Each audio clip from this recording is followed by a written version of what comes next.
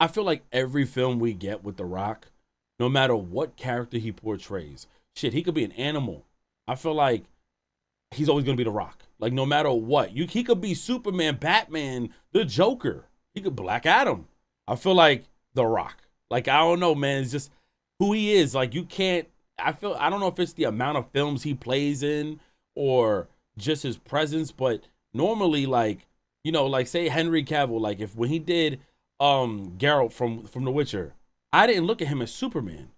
I looked at it like, oh, that's Geralt from Witcher. But I feel like with The Rock, and I don't know what it is. Maybe somebody can help me out in the comments. But all in all, was a very dope film. Black Adam was actually a very fun watch.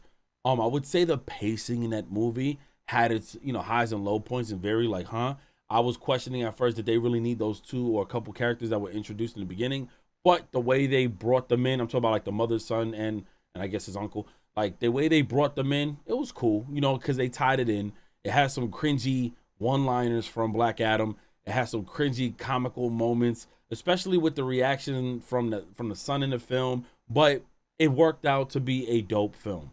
The Rock, of course, or should I say Black Adam, he gave me the vibes of like how comic book superheroes are with their one-liners, like without great power is great responsibility. Like he just gave me like those weird liners, and then he had moments where he did have his conversations in the film. I haven't seen shit like that in a while because, of course, watching a lot of other, like, say, Marvel films, for example, there's so much dialogue going in between back and forth. However, with this film, it's okay because I just felt like this particular DC film just opened up a door to what a lot of the fans of DC or DCEU, however you say it, needed. This opened up a door to new stories, character returns, and just so much more. And that's where I feel like The Rock kind of saved DC. Like, they weren't really hitting with the movies. I'm sorry, y'all. Y'all could debate me in the comment section. Wasn't really hitting with the movies, yet y'all got some of the best fucking superheroes and villains out there. But this one was such a great watch that I felt I'm now excited to see the appearances of some of your favorite superheroes. There was a lot of Easter eggs, a lot of funny moments in that space. And just watch the ending credits. It really opens up a door. I came out with a lot of like speculation. I came in with a lot of predictions. Now I'm like wondering how they're gonna plan the next one out, and it was good. Cinematography, amazing. Sound design, amazing. Fight scenes with Hawkman, Doctor Fate, Cyclone, Atom Smasher, amazing. I've never been more on the side of DC. It was always like their animated series and their TV shows have been great. But I can't sit here and act like I know everything about them. But the Justice Society of America, that shit just sounds whack. But outside of that, the fights with Hawkman and all of them just seemed fucking amazing. It was just amazing. And just the characters that played them, I thought they did a great job.